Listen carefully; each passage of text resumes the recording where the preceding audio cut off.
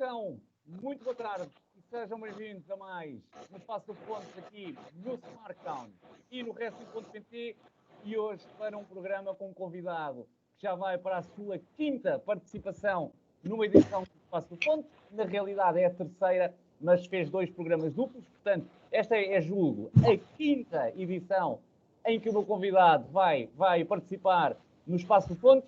Teve já uma entrevista de carreira, depois em maio tivemos as histórias da WSW, mas este homem é um excelente contador de histórias e, portanto, nós nunca nos fartamos. Está cá hoje outra vez e hoje para contar histórias da Tour em Espanha, Ultra Psycho. Ultra, mais uma vez, obrigadão por... mais uma vez.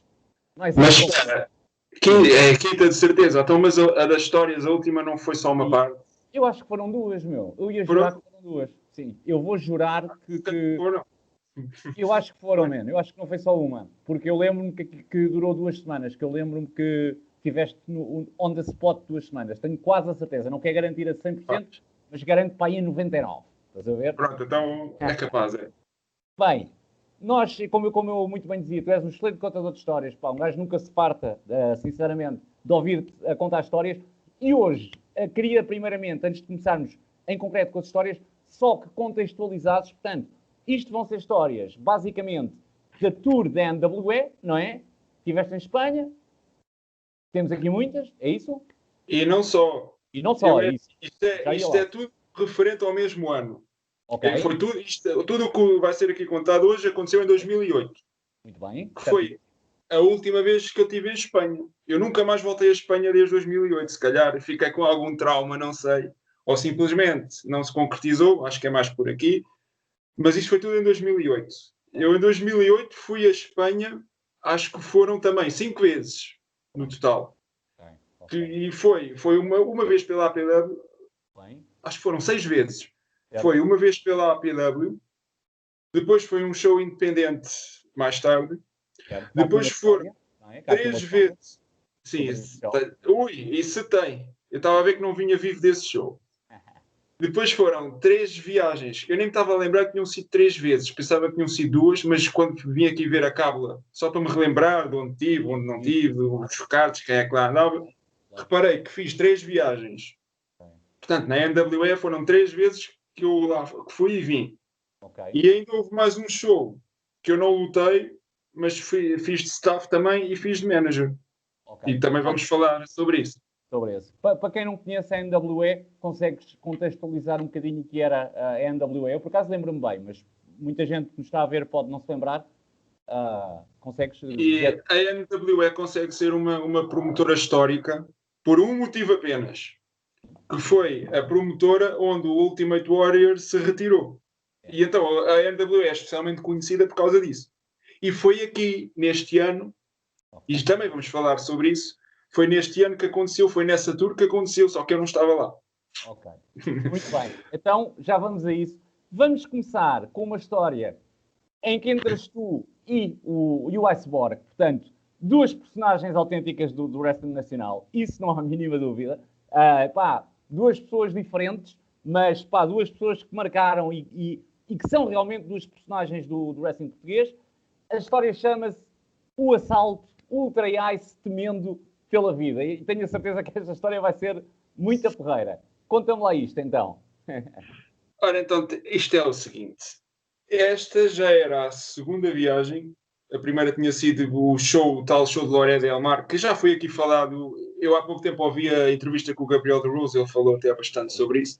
Nós hoje também vamos falar. Nós hoje também vamos falar, não é? Ok. Sim. Mas pronto, lá está. Até podemos começar por esta, porque a da APW, apesar de ter sido em Espanha, a Fed é portuguesa. E esta história é mesmo Espanha, é com uma Fed espanhola, que era NLW. Em vez de ser M, era NLW. Certo. Foi uma indie espanhola que durou exatamente um show. Foi este. E já vamos perceber porque é que só durou um show. Não, qualquer pessoa inteligente consegue perceber porque é que só durou um show. Mas a parte melhor nem é o show em si, é a viagem para lá. Para já, como é que isto surge? O que é que nós estávamos lá a fazer? Ora, o Axel arranjou, pronto, com os contactos dele e não sei o quê, percebeu-se que nesta altura o negócio em Espanha não era idêntico ao que temos agora. Que parece que a coisa agora, pelo que eu ouço falar, porque eu não estou a par, já está muito mais bem estabelecida. Temos lá, como é que é, Triple W, né? E não sei o quê.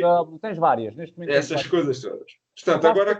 Tens em Sevilha, tens em Bilbao, tens em muitos, Saragoça, Exatamente. tens em muitos sítios de Espanha, neste momento. Exatamente. Há 12 anos atrás não era tanto assim. E de tal forma não era assim que a maioria das fedes espanholas, eles queriam fazer shows, queriam brincar ao wrestling, essas coisas todas, mas nem ringue tinham. O Axel achou aqui uma oportunidade de capitalizar. Ele só não tinha um ringue, como tinha dois. Um era dele, acho. Quer dizer, um era do Iceborg, mas era dele, mas era do... Enfim, aquilo devia ser uma partilha, lá os negócios deles. E o outro era o da APW, que não era do Axel, mas o Axel tinha acesso. Pronto. Fácil. Claro. E então, o Axel mostrou-se para a Espanha e disse: pessoal, quem quiser, eu tenho aqui um ringue. Aliás, até tenho dois. E os espanhóis, lá iam contactando. Foi assim que surgiu também a NWA, a mesma coisa. Foi assim que surgiu a outra mais tarde, que vamos falar também sobre ela. Foi assim que surgiu esta, e era sempre assim. O Axel fornecia ao ringue, a troco de algum, fornecia ao staff, e é assim que a gente, nós, os Portuguese Monkeys, surgem na picture.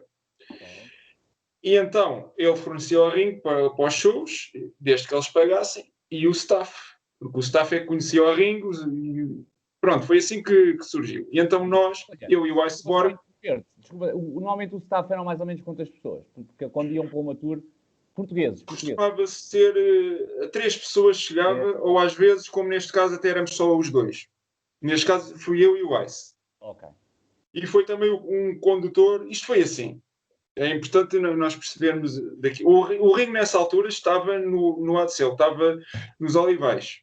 E o ringue que foi o que era do Ice. Não era o da APW. Aqui foi o maior. O maior e o pior também. E então o ringue estava nos Olivais, que era onde a gente na altura treinava. Em 2007, 2008. E fomos lá buscar o ringue, que era para levar para o show no dia a seguir. Acho que isto foi no dia antes que a gente foi buscar o ringue. Então já lá estava a carrinha e o Axel tinha lá contratado os serviços de alguém para ajudar. Então nós chegámos lá e encontramos 2 gajos, que aquilo parecia 2 gajos daqueles que o Pinto da Costa contrataria para dar uma tarefa em alguém. Já estou a ver. Aqueles mesmo, cabelo rapado, uns armários horros que nem cabiam em porta nenhuma. Daqueles gajos que se soubessem fazer wrestling, o Axel vinha-se todo só para os ter na APW. Já estou a ver. E eu começo a olhar para o Ice começa a olhar para mim, é com estes gajos que a gente vai à Espanha.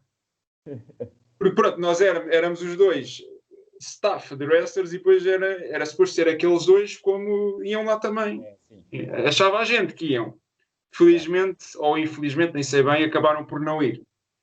Mas a gente ficou a pensar, bem, são estes que vêm que a gente amanhã. A gente não vai sobreviver a isto. Não sabia a gente que essa parte até era quase verdade. Mas não pelo motivo que nós pensávamos.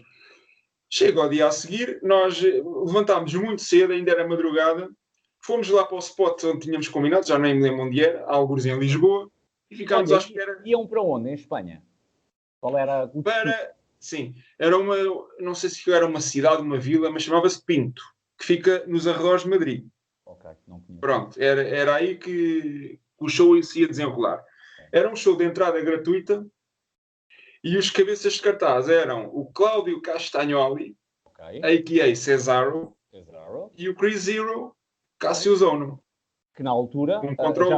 Bem, excelente, meu. Era um main event. Eles na altura já estavam na ROH, 2008, sim, já estavam, claro que estavam. Eram os Kings of Wrestling. Eu acho que nesta altura já faziam equipa, ora defrontavam-se. Conforme. Ainda main event, meu. Isso era main event. Ok. Num show de entrada gratuita. Bem, fogo. Brutalíssimo mesmo. Agora, mas se calhar, brutalíssimo é. Mas se calhar já percebemos porque é que só durou um show. Sim, ok. Era isso que eu estava a pensar. Mas às vezes podia haver aí outra, sei lá, apoio da câmara, não sei, percebe? Não. O problema foi mesmo este. Ok. Pá, eu nem preciso explicar mais. Pronto, durou só este show por causa disto. Claro, ok. Há malta que não sabe gerir as coisas como deve ser. São os money marks. como se chamam. Querem as coisas, mas pronto. Depois esquecem-se que a torneira deixa de pingar. Essa designação é perfeita, meu. Essa designação é perfeita realmente, porque a verdade é que tens um grande main event, vais buscar dois gajos muito bons, conhecidos quase a nível mundial, só que depois esquece. Ok. É daqueles vanity shows. Pronto, é mesmo para arrebentar, mas arrebenta mesmo. Arrebenta e não há mais. Fica por ali. Pronto, fica por ali, exatamente. E pronto, nós ficámos lá no spot à espera. Surge então a carrinha que nós conhecíamos, mas uma pessoa lá dentro que nós não conhecíamos. Em vez de serem aqueles dois mitras, era lá um gajo, chega-se lá, para. Bora lá, venham daí. A gente, mas quem é este tipo? Quem é este tu? Mas quem é este cromo, meu? Ele, é comigo que vocês vêm, não sei o quê, e coisa. Está bem. Bem, a carrinha era aquela, portanto, não havia de ser mentira. E duvido que ele desse uma carga de porrada nos outros e... Não os ia raptar. Não os ia raptar para ele... Yeah. Exatamente. Os outros se calhar não puderam ir e o Axel arranjou aquele gajo que eu ainda hoje estou para saber onde é que ele foi desencantar. Yeah. O gajo morava em Chelas. Era mesmo daqueles mitras. 50 euros, se calhar nem isso. Imagina, 30 euros, não, leva os gajos à Espanha e depois trazes, está feito. Exato. E importante, nós íamos fazer de staff, íamos montar o ringue, mas o Axel também acordou com eles que o staff tinha de lutar. Nós fomos lutar. Nós acabámos por lutar. E então ficou combinado, vamos fazer uma tag team, o que fazia bué de sentido, eu e o Ice. Em Portugal a fio de armas e em Espanha vamos fazer uma tag team. Uau! Yeah. Olha, foi ao contrário do Castagnoli e do Chris Hero, que eles eram tag team fora e ali foram-se defrontar. E a gente... Yeah. Pronto. Mas pronto, os espanhóis não sabiam, estás a ver? Vá. Pronto, enfim. Enfim, isso. Yeah. E então, nós entramos para a carrinha e tal. E arrancamos. E começámos logo a perceber desde cedo que aquilo não ia correr lá muito bem. Porque a conversa lá do condutor era: mas isso do wrestling, isso não é tudo. Pronto, começa lá com o discurso. Isso não é tudo uma ganda treta e não sei o quê. Isso não é tudo um ganda teatro e a gente... pronto. Fomos andando e tal. E o gajo começa-nos a dizer também: não dormi nada esta noite, passei a noite em claro, todo direto, não sei o quê, estive na borga e não sei o quê, e bebi isto e aquilo e coisa, e a gente, ui, Jesus. Mas pronto, enfim, até a certo momento a coisa não estava a correr mal. Até que o gajo vai e começa a cabeça dele a tombar para o volante. E eu estava ao lado dele e o iceberg do lado da janela. Pronto, eu no meio, e eu, dou-lhe assim uma cotovelada, e ele, desculpa, e tal, continua. Só um bocadinho, a cabeça dele começa a marcar gol de cabeça outra vez. E eu, já a ficar mais assustado. E isto, isto foi para aí uma viagem de 8 horas. De Lisboa para a zona de Madrid, eu acho que é para aí... Tenho ideia que era para aí umas 8 horas. E então nós fomos 8 horas assim nisto. Porque o gajo, na altura, era o único que podia conduzir e não sei o quê. E a cabeça dele ia tombando. Eu olhava para o Ice olhava para mim. A gente estava em pânico já. E eu a dar-lhe cotoveladas, o gajo coisa, mas assim durante... Não foi 8 horas, mas para aí durante 6. Durante 6 horas isto. O gajo sempre... Eu e o Ice, nós estávamos genuinamente a temer pela nossa vida. Claro, então, lógico. Então. Aí a cena mais perigosa da condução. Essa é adormeceres, aí não há hipótese, não. E eu tenho um exemplo na família que me demonstra isso mesmo, que tenho uma prima minha, inglesa, que não morreu, mas teve um grande acidente, um acidente gravíssimo na autoestrada, porque adormeceu ao volante. Claro, sim. Isso, é do pior. Espatifou-se toda, teve de ir num helicóptero escala, tem o corpo cheio de parafusos e ferros, e eu até lhe chamo robô às vezes, né? Mesmo para trollar. Mas a sério, ficou toda escavacada, teve em coma, não morreu, mas esteve em coma. Pronto, e isto tinha sido 2 anos antes desta viagem, e eu então lembrava-me disto tudo, e eu estava a ver que não chegava aos 30 anos sequer. E então eu a dar-lhe cotovelas, era o iceberg a ligar o autorrádio no máximo, e a cantar ópera, a gritar, os vidros abertos, que era para o vento lhe ir para a Ora, fuça. bater na fuça, ora. Mas é pá, também há de admirar uma coisa: o gajo acabou por fazer um sacrifício sobre-humano para se manter acordado, porque o gajo estava mesmo, pumba, Yeah, e estava pumba, a e pumba, mochar, não é? Yeah. a amochar ao volante, coisa. Mesmo. Entretanto, a meio Porque desta viagem, aí normalmente a solução é mesmo parares e pá, e nem que seja dormires 1 hora, porque é o que tu estás a dizer, o gajo ganha sacrifício. Quando estás quase a dormir, é quase impossível fazeres mais 3, 4, 5 horas. E o gajo, mesmo assim, fez. sim, o gajo fez o sacrifício. Se calhar ele até merecia mais dinheiro do que aquele que lhe deram. Que eu não sei bem quanto é que foi, mas ele se calhar até merecia mais. Yeah. Porque lá o sacrifício ele fez. Entretanto, o que é que acontece a meio de, mais ou menos, sei lá, será a meio? Algures. A gente nestas viagens nunca sabe onde está. Eu acho que deve ter sido o Ice que pediu para parar. E não sei se queria dar uma mija, se queria perguntar direções, porque a gente não tinha GPS nessa altura. Depois, na tour da NWE, tínhamos um GPS. Mas ali não havia GPS, mas o Iceborg sentiu necessidade de parar. Então parámos lá numa terriola qualquer e vimos assim umas casas à beira da estrada e uma das casas aparentava ser um café ou uma coisa assim qualquer. Mas estava tudo fechado. Ainda devia ser muito cedo. E o Ice começa a olhar, sai da carrinha, começa a olhar. E então o que é que ele vê? À porta do café, lá no puxador da porta, estava um saco de plástico com uns pães enfiados, daqueles cacetes mesmo. Assim, até saíam para fora do saco. Vai uns 3 cacetes ou assim. Que parecia o Ron Jeremy. ou o Kid Bengala ou assim. Uma coisa assim, nunca mais acabava. E o Ice vai assim, começa a olhar assim à volta. O Ice pega no saco, desata a correr para dentro do carro. Abre a porta. E eu abro a porta, o gajo mete-se, arranca, como se estivesse a assaltar um banco. Com 3 cacetes e o gajo arranca com o carro. E pronto, assim. Olha, um para cada um. E foi mesmo coisa certa, um cacetezinho para cada um. Estás a ver? Eu não sei se talvez não fossem 3 ou eram 2. Olha, mas eu por acaso até nem comi. Eles comeram, mas pronto. Mas epá, o que eu achei piada é que o gajo, como se estivesse a assaltar um banco, a roubar um saco com pães, coitadas das pessoas. Aquilo eu não sei como é que funciona em Espanha, se o padeiro mete os pães ali, pendura ali, mas os pães estavam ali pendurados. Quando as pessoas lá chegassem, pronto. Mas, pronto, entretanto, pronto, a viagem continua, o gajo vai continuando a adormecer, a gente, vidros abertos, o Ice aos gritos, eu acho que cotoveladas, o gajo, coisa, mas lá conseguimos, quando já estávamos perto, aliás, antes de chegarmos, quando já estávamos muito perto na zona de Madrid, o Ice começa a perguntar às pessoas onde é que era Pinto, onde é que era a coisa. E o Ice começa tipo, meio a perguntar, meio a trollar as pessoas. Então ele parava, Pinto, assim a falar muito lentamente, como se as pessoas fossem e as pessoas e para ele em espanhol, coisa.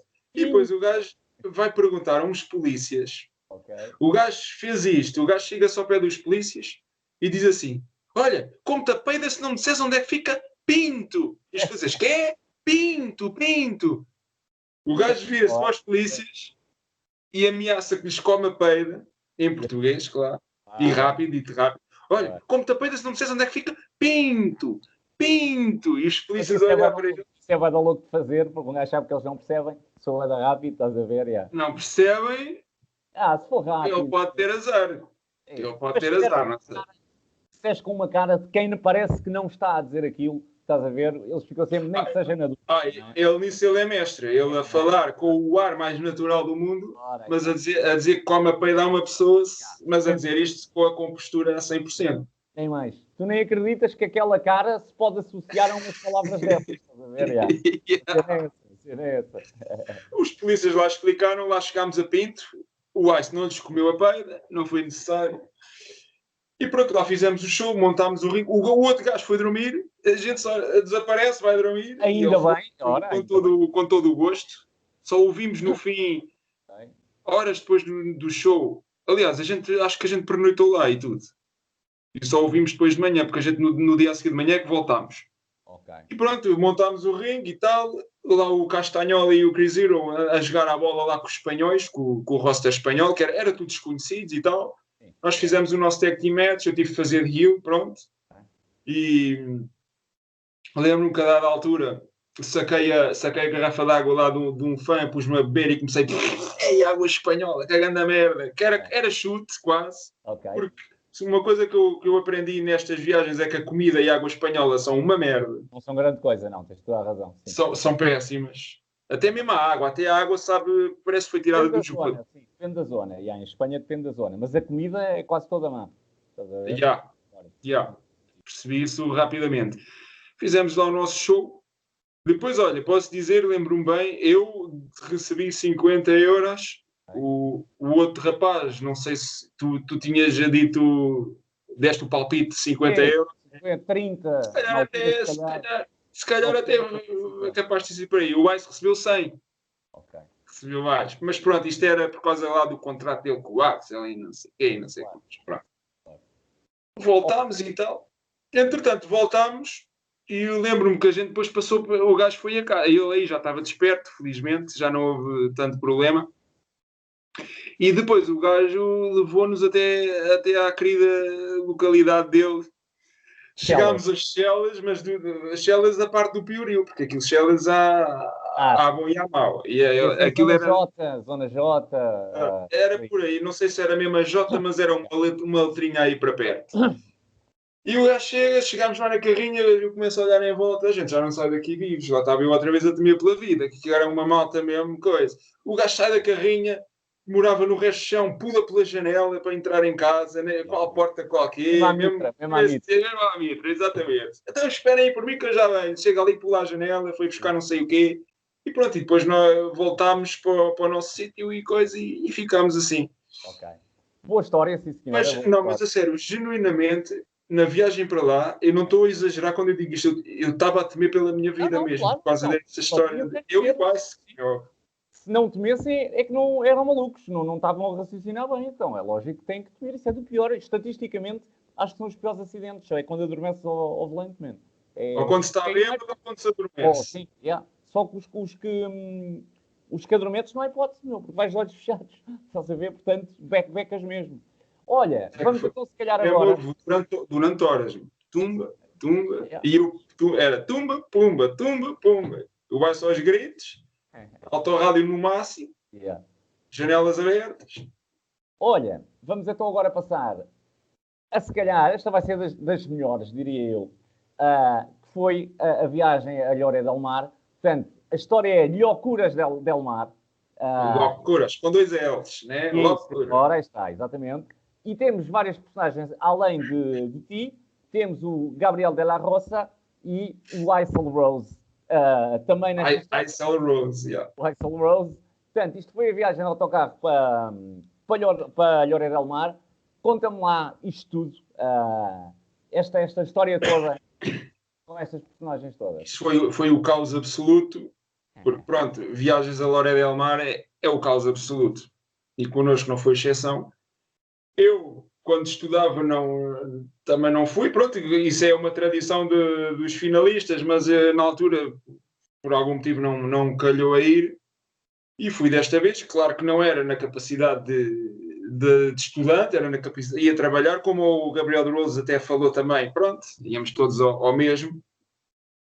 Isto foi mais um arranjinho do Axel, né? Esta viagem. E então, quando nós entramos para o autocarro, nós íamos ser recolhidos em spots diferentes. E um grupo de alunos também connosco, um grupo de estudantes. Aquilo nós partilhámos do mesmo autocarro. Ok. Sim. Eles iam mais à frente e os lutadores atrás, exceto eu, que também ia mais à frente, por uma razão. Então eu sentei-me lá o mais à frente que consegui, mesmo quase ao pé do motorista. Porquê? Ora, nesta sociedade capitalista em que a gente vive, quem tem as coisas é o rei. E quem é que ali tinha os DVDs para pôr, para as pessoas verem? E eu disse, ora, quem é que tinha? Pronto, quem é que tinha o poder de decisão? Onde é que está o leitor de DVD? Está lá à frente. Então pronto, era fácil. Eu fui para lá, era mais fácil pôr o DVD, quando acaba troca, tira um, mete outro. Pronto, então sentei-me lá à frente. estava eu do lado de cá, do lado direito, do lado esquerdo lembro-me que estava estudantes e não sei o quê, e o resto do roster da PW lá para trás. Ok. E pronto, as pessoas estavam em spots diferentes e o autocarro ia parando, as pessoas entravam, um grupinho, depois parava no outro sítio, entrava mais 3 ou 4. Pronto, ia recolhendo as pessoas, exatamente.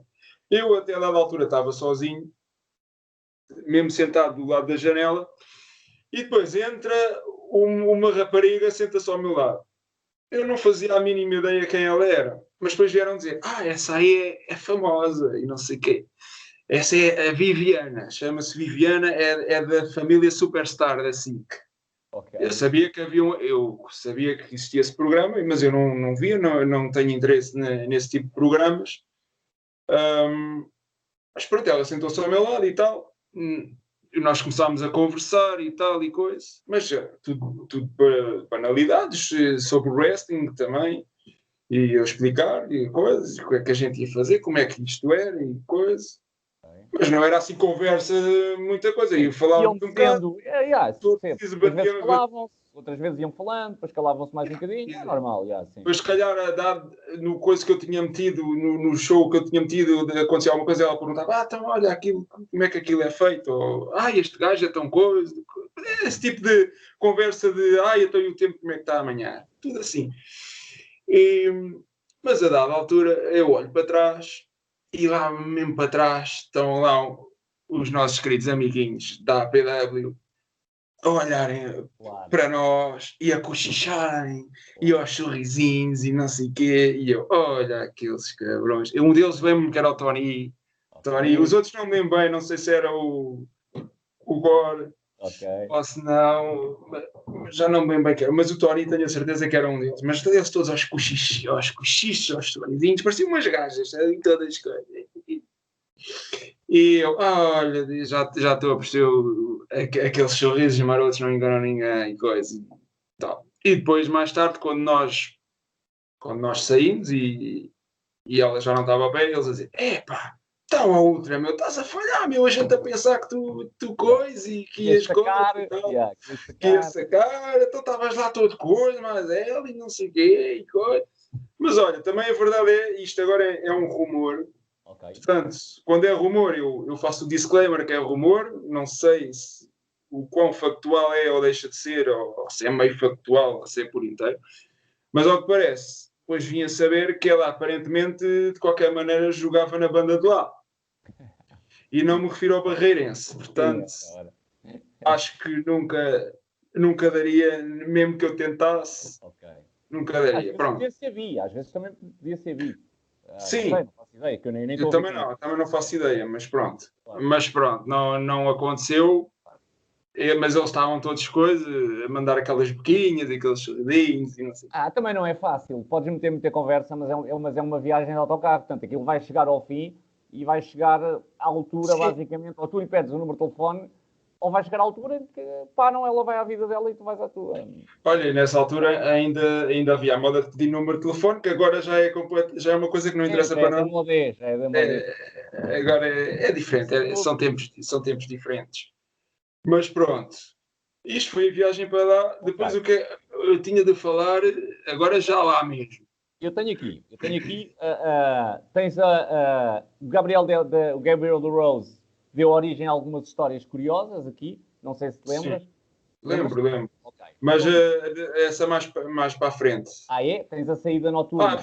Então vamos já para essa. Pronto. Isso deve ser fixe. Então diz-me. Então, olha, na noite antes do show, nós fomos lá para uma pousada qualquer, que eu só tenho pena das pessoas que mandavam naquilo, os donos daquilo, porque os estudantes foram para lá, nós também, foi o caos absoluto. Eu estava no quarto e eu aí vou dar a razão ao Gabriel da Rose, ele diz que eu passei o tempo todo a ver wrestling, lembras disso? Com o meu leitor de DVDs portátil, que era tipo os tablets da altura. Eu nunca tive um tablet verdadeiro, mas desses leitores acho que até tive 2. E andava sempre com aquilo para todo o lado. Na altura era bem fixe. Então pronto, estava lá eu a ver. Eu era daqueles grupos dos betinhos. Aqui eu fui, como nas escolas há sempre aqueles grupos, eu aqui fui para os betinhos, não me metia em confusões. Era tipo, não sei se me lembro de todos, era eu, era o Dynamite, acho que o Gabriel de Rose também, éramos os betinhos, os dorks dali. Porque não íamos lá para fora beber, Não iam nem coisa. sair, não. Estavam O na vossa.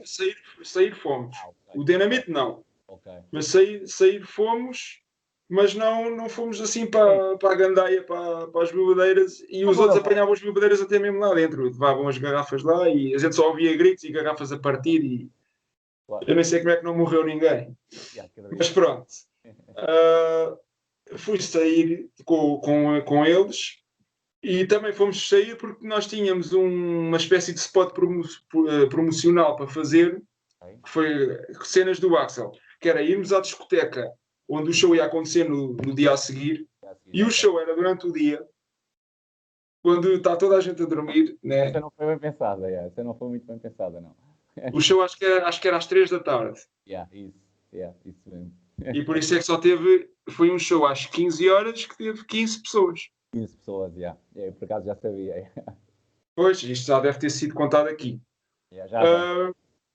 E então, mas na noite anterior, aquilo estava abarrotado de gente que a gente só dançava com os olhos. Yeah. A gente entrava lá, lembro-me perfeitamente, Okay. e até eles combinaram para aguçar o apetite das pessoas, achavam que aquilo ia aguçar.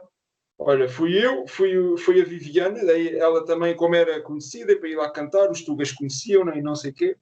Acho que ela foi lá cantar ou qualquer coisa. E foi o Iceborg, e o Mad Dog e o Axel. Okay. Acho que o Axel já tinha de falar.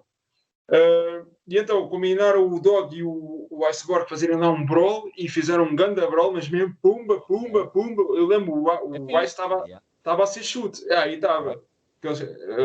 A lógica foi: epá, isto é aquela malta que quer é violência. Tipo Sim, nós matámos lá naquele show. E isso, o produto E para eles é esse, não há dúvida. eu lembro do Ice a dar mas grandes batatadas. Até eu estava a começar a pensar: espera, eles estão-se a chatear mesmo, meu. E os Pumba, putos todos, pumba, pumba, pumba. certeza, E né? toda a E os gente a putos ir ao todos, rumo. claro. Putos, epá, putos e não tão putos. Aquilo estava mesmo, tinha gente. Estava o barrote com mais gente aqui, Estava. não era só Aquilo daquelas era, artistas, ok. era à noite em Loré de Mar, aquilo, Sim. as discotecas cheias a abarrotar e não sei o quê. Claro. E depois nós saímos de lá.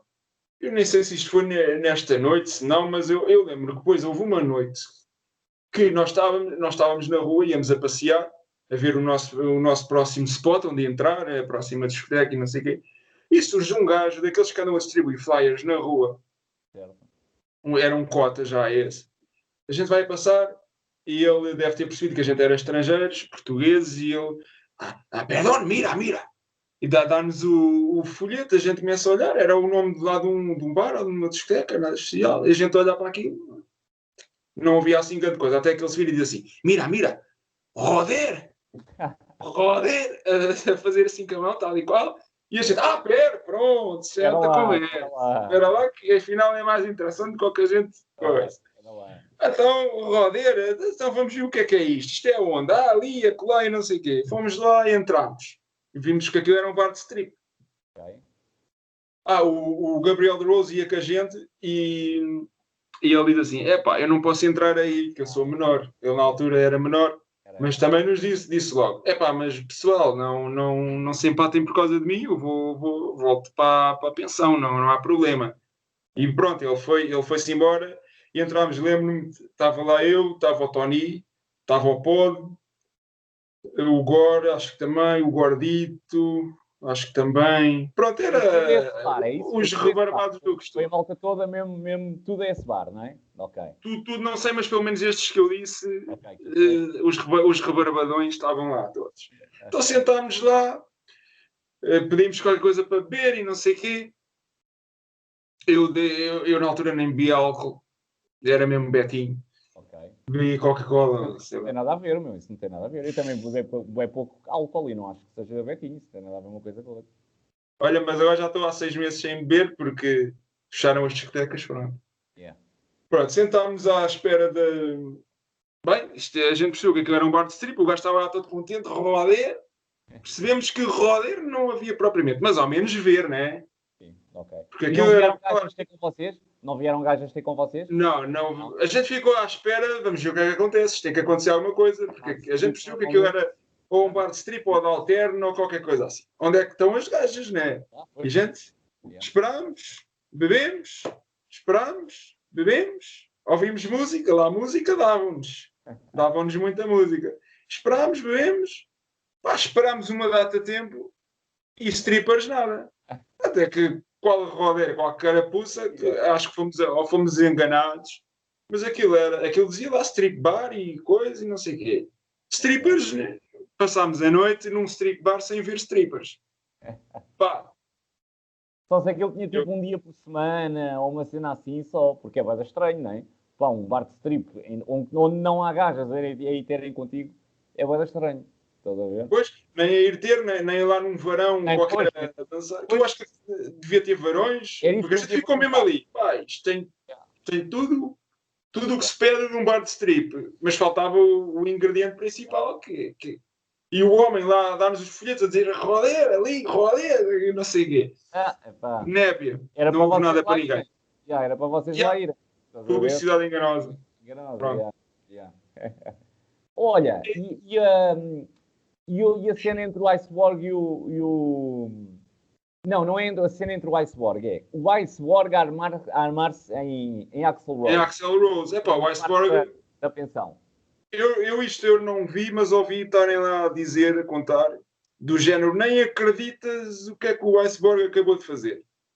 Portanto, verdade é, porque ainda por cima acho que foi o Tony que me disse, um dia que entrevisto o Tony, eu acho que ele deve ter presenciado mesmo, mas ao que parece, o Iceborg começou a destruir o quarto onde estava. Começou a escavacar a cama, acho que pelo menos a cama ele escavacou. E tenho ideia que. Mas isto posso já eu estar a fazer confusão por causa do Axl Rose, que até atirava a TV pela janela dos quartos do hotel onde andava. Mas eu estou desconfiado que a TV também sofreu qualquer coisa. Mas a cama, pelo menos, ele partiu. Era uma gritaria, e isso eu ouvia uma gritaria, tudo bêbado, tudo com garrafas a partirem-se. Epá, eu estava mesmo cheio de pena dos donos daquilo. Falando em donos, o dono entrou lá e o Iceborg queria fazer um choke slam ao dono da pensão. Já me tinham contado isso. Foi quando ele também quis fazer o show que se ama ao dono da pensão. Quem é que Também já contou? tinha sido contado, não me recordo, mas já foi. Mas já foi contado, foi mas 7, sim. Foi o 7, acho eu. Foi o 7. Eu acho que foi o 7, tenho quase a certeza. Talvez. Mas o gajo queria fazer um choke slam, acho que já estava mesmo com a mão esticada a fazer o tal Big Show mesmo. E o homem, coitado, se o homem não se assustou, é um herói, pronto. E o Iceborg era grande, não é? Olha, e o Gabe? Tu disseste que o Gabe também deu aqui origem a algumas histórias curiosas? Sim, é mais curioso do que engraçado, mas eu sinto necessidade de falar delas, porque, enfim, já vais perceber. Falando do show em si, também já foi aqui falado e eu reitero que o ringue não tinha qualquer giving, a mola não funcionava, aquilo tinha uma tábua por baixo, assim, em vez de ter a mola, tinha uma tábua, aquilo era ringue de boxe. E eu levei um Doomsday Device, que foi, acho que foi o El Gordito que me pôs para os ombros, e foi o Pod que fez a clothesline lá de cima, durante a Battle Royale. E eu caí ali, pá! Mais uma vez que me achei para morrer. Foi com muita força? Quando vais lá de cima, portanto, quando vais de cima para baixo, cais com muita, ainda com potência, com muita força? Especialmente por causa da altura, porque eu não estou a cair da minha base vertical, eu estou a cair estando montado nos ombros de outra pessoa. Mesmo que a clothesline não seja super potente, estás sempre a cair. Mas o problema é o bump. Eu até podia falhar e o Gordito caía para trás, que eu caía na mesma. E o bump era igual. Mas a parte do Gabriel de Rose mesmo. Ele, entretanto, teve o combate dele, não me lembro qual era. Eu tive o meu contra o Gordito, que eu acho que já falei disto, que foi uma grande bosta, e até o Axel, eu acho que disto já tinha falado, o Axel para mim, gajo, o que é que se passou, gajo? O que é que se passou? Mas o combate do Gabriel de Rose, que eu não me lembro contra quem foi, quando ele acabou o combate, entrou no balneário e ele assim, epá, isto correu tão mal, isto correu tão mal, nós não fizemos quase nada do que tínhamos planeado, correu tão mal. E eu viro-me para o Gabriel e digo assim, olha, correu mal por causa disso. Então, claro, então nós tínhamos tanta coisa combinada, tínhamos isto e aquilo e o outro, e não fizemos nada disto. Pá. E eu digo-lhe assim, então, mas isso não significa que tenha corrido mal. E porquê? Porque as pessoas não fazem a mínima ideia do que vocês planearam. Acho que foi a cena até hoje, desculpa interromper-te, que eu mais disse quando falo com lutadores portugueses. Já ouvi tantos lutadores portugueses a dizerem-me tipo, epá, mas não correu bem porque eu não fiz. Man, as pessoas não sabem. As pessoas não sabem o que é que vocês tinham na cabeça. Portanto, o combate para as pessoas é só o que vocês fizeram, não é o que vocês supostamente iriam fazer. There you go. Yeah. Não é que as pessoas tenham assim um caderninho com a lista das coisas e vão fazendo o cheque quando eles fazem plim, plim. Mas eu percebo, para um lutador que tinha algo na cabeça, que tinha um esquema e um plano na cabeça, depois sair outra coisa, eu percebo, vá que faça eu também percebo. Ver, não é? Mas eu tentei alertá-lo para ele não se preocupar tanto com isso. Pode até ter corrido mal, mas só vendo e analisando. Agora, não é por causa de não terem feito uma data de coisas que planearam que significa que tenha corrido mal. E eu aproveitei ali para tentar dar a minha lição moral, digamos assim. Sim, mas com toda a Agora, a coisa mais curiosa do Gabriel, a história mais curiosa, e só para vocês verem, que eu, especialmente ele próprio, que eu nunca mais me esqueci disto. Passaram 12 anos e eu ainda estou aqui a falar de uma coisa que aparentemente é tão simples, um gesto tão simples, aparentemente tão insignificante, e eu nunca mais o esqueci. Então, quando estávamos para ir embora, fizemos as malas e quando estávamos a carregar as malas da pensão para o autocarro, íamos assim a descer uma escada em caracol e diz assim o Gabriel, Ultra, espera aí que eu levo as tuas malas. E eu, não é preciso, pá. E ele, não, mas eu levo, deixa estar, eu levo. E eu, não tens de fazer isso, somos todos iguais aqui, não sei o quê. E eu, não te preocupes, deixa-me levar, eu faço questão e não sei o quê. E eu, pronto, e eu vou as minhas malas, mas estás a perceber, ele, que na altura era um rookie, e eu praticamente também, mas ele via-me já mais como mais veterano do que ele, e então foi um gesto, que é uma coisa aparentemente, pode parecer que não tem grande valor, mas olha, 12 anos depois eu continuo a lembrar-me disto. E foi um gesto que eu tanto não esqueci como estou aqui a falar dele. Estás a perceber? 12 anos depois, algo que parecia tão simples, não é? E tu ainda te recordas e recordas-te como algo mesmo positivo, mesmo. Exatamente. Algo que eu nunca mais esqueci. E é mesmo de um gajo humilde. Isso revela e mesmo por parte do direito. E por isso é que estou agora aqui a falar disto publicamente, porque eu nem nunca tinha falado, se calhar, disto publicamente. E olha, agora está registado. É tipo um agradecimento, 12 anos depois, de forma pública, um agradecimento por um gesto que não tinha de acontecer, mas ele fez questão, teve boa intenção. Eu gosto bem do gajo, eu sempre adorei o Gabriel. O Gabriel é espetacular como pessoa e tu vês mesmo que é mesmo boa pessoa, estás a ver?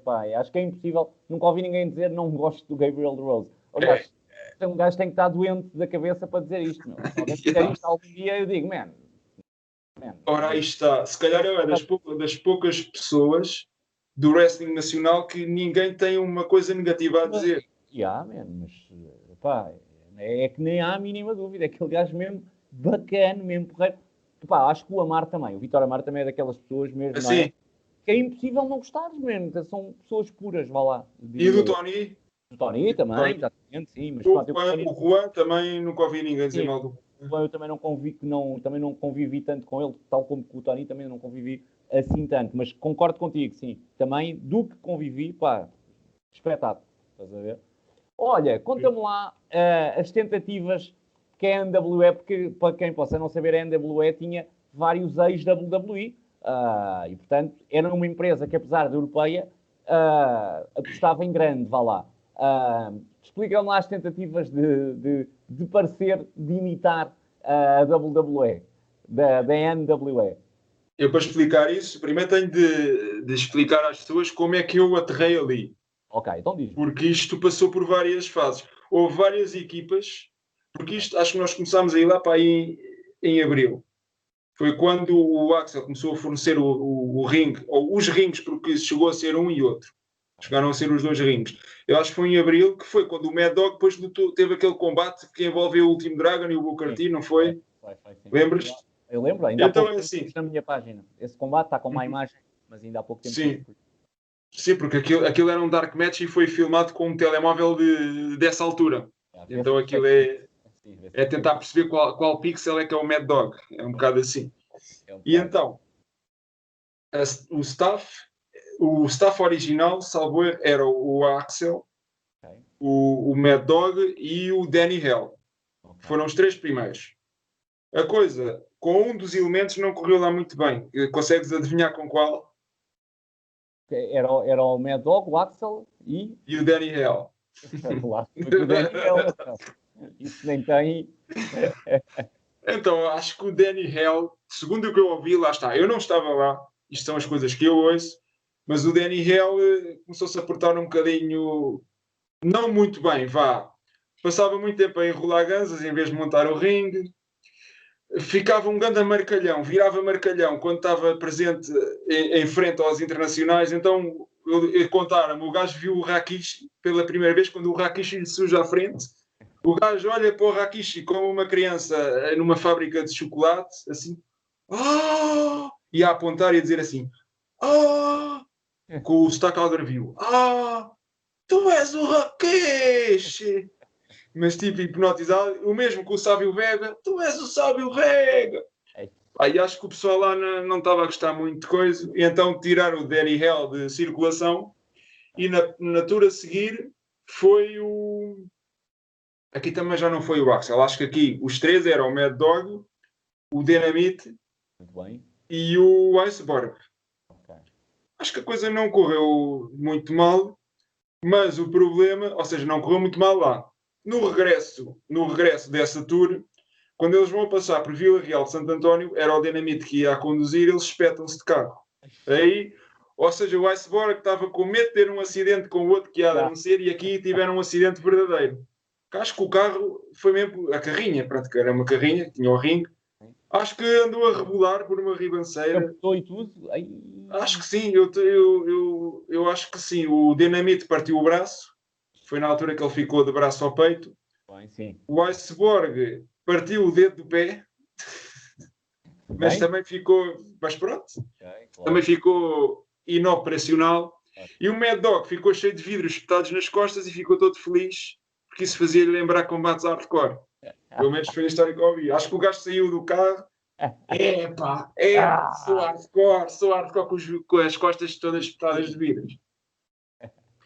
O Axel liga-me e eu na altura acho que nesta altura estava a trabalhar. Lá para, eu já tinha falado disto, eu trabalhava na altura na G-System, a empresa que era da Rosa Grilo, e a minha supervisora era a irmã do triatleta, a Júlia Grilo. E o Axel liga-me e diz: gajos, temos aqui um problema, os gajos tiveram um acidente, agora precisamos de outros membros de staff. O Dynamite está de braço ao peito, não pode ir. O Iceborg partiu o dedo do pé, também não pode ir. Precisamos aqui de 2 pessoas. Eu vou outra vez, mas precisamos de mais um. Tu queres ir? E eu quero. E depois acho que avisei a Júlia Grilo. Não sei se foi nesta altura, se foi mais tarde, mas eu lembro-me que houve uma vez que eu tive de avisar. E depois ela até foi bastante porreira e disse que ia dizer lá ao chefe da parte do cliente: eu vou dizer que tu estás com anginas e vai lá. E fui. Estava com anginas, mas fui para a tua. E então pronto, agora a equipa, e foi aqui que eu entrei, era o Mad Dog, o Axel e eu. E então o primeiro show foi no dia 26 de junho. Fomos para um show que era TV Tapings. Eles já tinham gravado, na primeira parte do tour, já tinham gravado os TV Tapings para 13 episódios. E esses episódios eu cheguei a ver 12 deles, só havia um que faltava. E então eles fizeram ali uma construção em que o Orlando Jordan era o top heel da companhia, era o campeão já na altura, e tinha o Ultimate Warrior, que ia fechar tudo ali no show de Barcelona, que era o culminar, era o 13º episódio, era o retirement dele, era um show com umas 10 mil pessoas, ou lá o que era. Só que a gente não estava escalados para este show. Estávamos escalados a partir do dia seguinte, que começava a segunda leva de tapings. E depois estes tapings foram cancelados. Ou seja, os tapings aconteceram, mas o programa foi cancelado. Já não teve segunda season. Mas eu vi. Mas ainda foi até ao combate do Warrior com o Orlando Jordan. Que esse combate. Isso foi a season 1. Foi o último episódio da season 1, não é? Exatamente. Okay. No dia a seguir foram os tapings, que era para a season 2, mas não houve season 2 na televisão.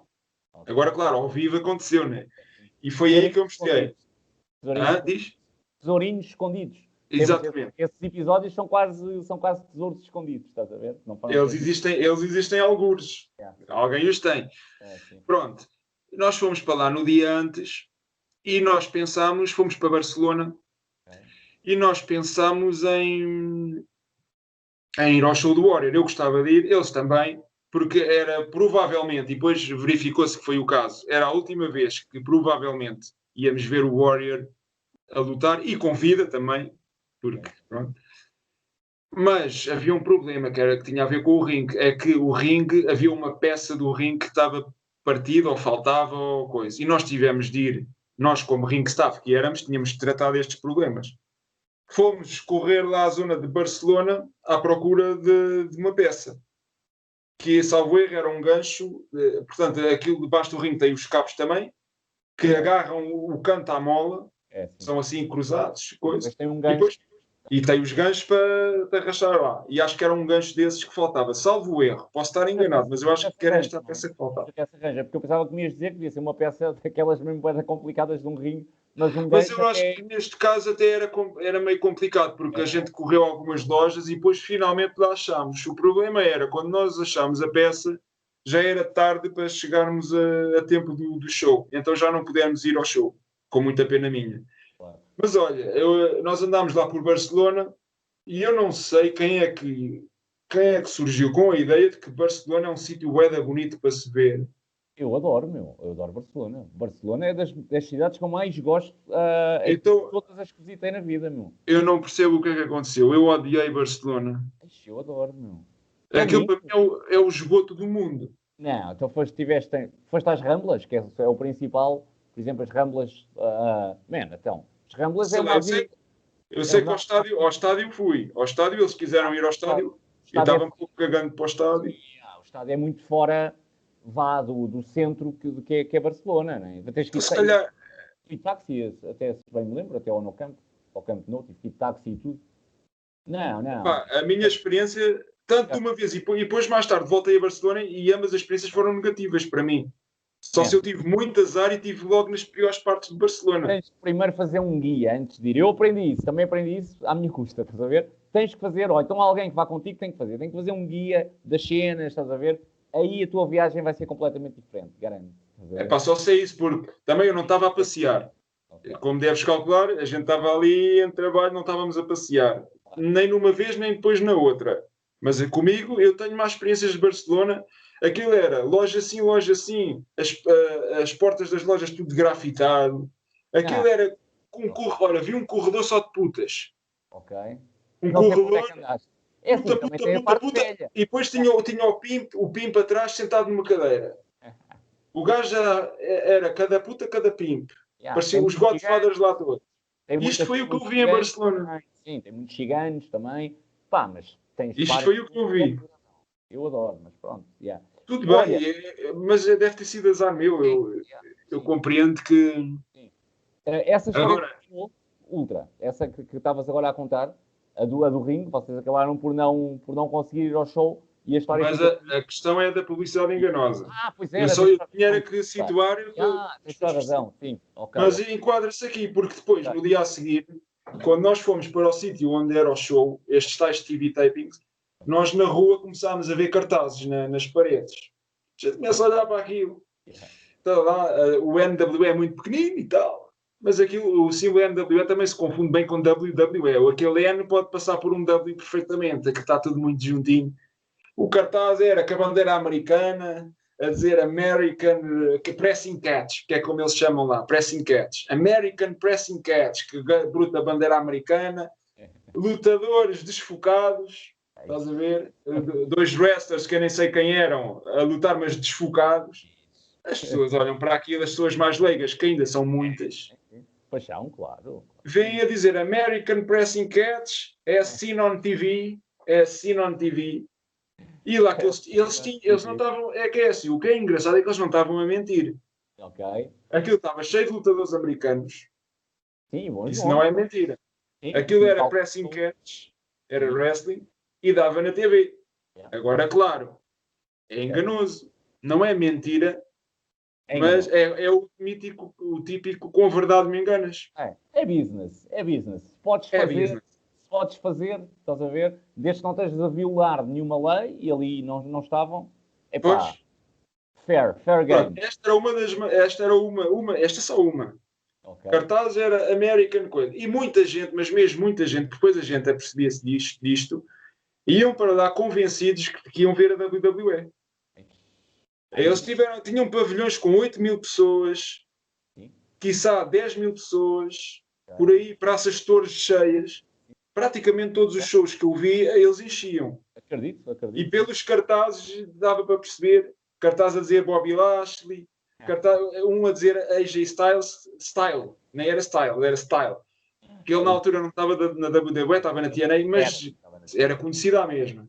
Dava para perceber. E olha, posso dizer, um dia num dos shows, estava eu lá, pronto, a gente era ring staff, a gente montava o ringue e depois ficava lá ao pé, recolhíamos as roupas deles, quando eles nos entregavam as roupas. Ok. Uma vez, posso já dizer que isto é rápido dizer e tem a ver com isto, o Spartan, que eu vou voltar a falar dele mais tarde, que era o Matt Cross. Matt Grande Matt Cross. Cross. Grande Matt Cross, a última vez que o vi foi agora na NWA, fez lá uns combatezinhos. E na Lucha Underground também. É o Foi, Son of foi. Havoc. Estás a ver? Uhum. Pronto, era o gajo. O gajo ali tinha uma gimmick que era Spartan 3000 BC. Era um guerreiro espartano. Espartano. Toda a gente ali tinha gimmicks maradas. O Pack era o Jungle Pack. Era como se fosse o Son Goku Yeah. ou o Tarzan mesmo, que pronto, Jungle cresceu Boy. na selva. Yeah, deve Era o ser tipo Jungle, Jungle era como o Boy. Jungle Boy, exatamente. Da All Elite Wrestling. Yeah. Ok. Exatamente. E o gajo era o Spartan. E então ele tirou o capacete, depois lá no canto do ringue, eu chego lá e saco daquilo. E vem o árbitro, que era o Pablo Marques, não sei se conheces. Pablo Marques era um lutador, também esteve na WWF durante, For a Cup of Coffee, Ok. que era o manager entre aspas, era o servant do Tiger Ali Singh durante uns tempos.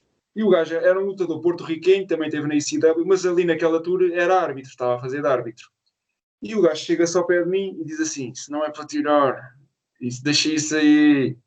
E então eu percebi, pronto, eles vão usar esta merda. E depois eu comecei a perceber, nos combates a seguir, nos dias a seguir, porque aquilo era sempre a mesma coisa, ele todos os dias tentava usar o capacete, acho que não resultava, o babyface desviava-se, pronto. Mas ele tinha de usar. E pronto, deve ter ficado muito a mal na fotografia, eu primeiro tiro aquilo e depois vou lá e ponho outra vez. Mas enfim. Bem, acontece, não é? Yeah. Mas este capacete e este Spartan já vão voltar a ser falados. Ok. Noutra então, história, isso? Ok. E aí? noutra história. Mas isto tudo para dizer, eu estava lá no ringside, antes do show começar, já estava a crowd a entrar e a dar a música nos alto-falantes e o show começava para aí daí a meia hora ou assim. Eu estava lá à espera, a ver se estava tudo bem correndo. Veio um puto ao pé de mim, provavelmente tocou-me assim no ombro e eu olho, e o puto assim com um ar bem entusiasmado. Viene a John Cena? E eu, pá, John Cena, não, John Cena não. Aí, Adriana. Pois. Viene a Batista? E eu, epá, Batista, e eu já ficar meio embaraçado. Também não, Batista também não. Viene a Rey Mysterio? E eu já com vontade de se encoçar a nuca. Pá, o Rei Mistério só por acaso hoje também não vai. Eu não, também não. E eu, pero entonces que viene? E eu, olha, cara, quem vai? E eu começo ali a fazer grande ginástica mental para me tentar lembrar de algum que os putos ainda conseguissem reconhecer. O Orlando Jordan tinha estado na WWE, o Eden Wright. Provavelmente eu falei desses, mas acho que esses eu não conheci. Mas acho que quem ainda safou a coisa deve ter sido o Chris Masters, que eu disse. Sim. Chris Masters! Chris Masters, mami, Chris Masters! E eu pronto, já me safei. Pronto. Já vem um que eles conhecem. E talvez o Rob Van Dam também chegou a. Ok, sim. Talvez tenha. Mas o Rob Van Dam e o Booker T, ora estavam, ora não estavam. Era conforme desse. Eu nem os associava totalmente. Por exemplo, o Orlando Jordan e o Aiden Wright, eu associava o Vitor também, o Vitor estava lá, mas eles, o Vitor, não sei se conheciam, não sei se lembravam assim também. O Vitor estava lá para aí 3 anos antes. Ok. E eles lembravam-se. Fez bastantes coisas na WWE ainda. Eu lembro quando ali por 2006, 2005, o Vitor ainda teve ali uma run mais comedy, mas que se um gajo se lembrava bem. Estás a ver? Mas também há uma coisa, eles até se podem lembrar, mas não é aqueles que eles querem ver. Pois. Claro, sim. E Claro. pronto, o Chris Masters ainda tinha algum nome. Pronto, Sim. esse. Claro. Olha, eu lá nessa tour comprei um boneco dele. E depois andei a tour toda a tentar que ele me assinasse aquilo. E depois, a hora me esquecia do boneco no quarto do hotel, mas ele acho que acabou por não assinar, nunca. Mas eu comprei que era mesmo para isso. Eu vi aquilo à venda lá numa Toys R Us, lá onde a gente parava. E pronto, mas ele acho que não chegou a assinar. E pronto, por aqui estás a ver que os putos estavam convencidos que iam ver a WWE pelos cartazes, e outra coisa que eles faziam, que era, estava lá um gajo que era o Supernova. Era um mexicano. Sei quem. Sim. Sabes quem é? Ora, o gajo era, e se calhar ainda é, extremamente parecido fisicamente e em termos de indumentária, de máscara, passa bem por um Rey Mysterio. É o mesmo E estilo. então o gajo quase todos os shows, eu fiz 10 shows como staff, e praticamente em todos os shows ele abria contra um gajo que era estudante do Último Dragon. Que vinha lá com. Não, quem vinha com o anão vinha o Supernova com um anão, um mini luchador, e então era quase sempre o combate de abertura. Todas as noites era a mesma coisa. Vinha o gajo com o anão, Supernova com o anão, cortava uma promo, vinha o estudante do Último Dragon interromper a falar em japonês. Depois ele mostrava às pessoas que afinal sabia falar espanhol. E eu hablo espanhol. E depois dizia sempre a mesma coisa todas as noites. Espanha é uma merda! Pronto, estava o feito. Estava feito, era. A questão é, muita gente, muitos putos, aqueles dos mais novinhos mesmo, de 4, 5 anos, eles estavam convencidíssimos que estavam a ver o Rey Mysterio. Eu vi lá os putos a apontarem para os pais e não sei o quê. Melhor assim, estás a ver? Pelo menos. Mas eu acho que aquele opener não era sem querer, que aquele opener era feito com o Supernova. Não era assim, não era com toda a certeza. Não era com toda a certeza. E pronto, é mais um exemplo de os cartazes e mais isto, e o SC on TV, coisa. Com isto eles tentavam dar aquela ideia de que... Claro. E resultava, lá vendiam. Olha, Ultra, nós com isto, nós temos 8 histórias e ainda só vamos na terceira. Portanto, isto ainda é só a terceira história. Portanto, o que é que nós vamos fazer aqui? O que é ótimo, acho que se tiveres disponibilidade e tempo, não há problema nenhum, que está a ser excelente. Portanto, se tu não te importares, fazemos uma segunda parte, ou seja, ficas 2 semanas consecutivas com as histórias do Ultra da Tour em Espanha. Ainda temos aqui muita coisa, com grandes nomes. Na segunda parte temos que andar só um bocadinho mais rápido, não é preciso ser muito mais rápido, mas só um bocadinho para se conseguirem contar as 5 numa hora. Estás a ver? Sim. Pode ser? Sim, ok. Mas olha, já sabes que... Pronto, claro, então é dobrar isso, mas eu já estou a contar. Estás a ver? Exatamente. E nós voltamos então para a semana. Vejam toda a programação do SmackDown e do Wrestling.pt e já sabem, as histórias da Tour de Espanha do Ultra Psycho na próxima semana em mais um Espaço do Fontes. Obrigado por terem estado desse lado e até para a semana.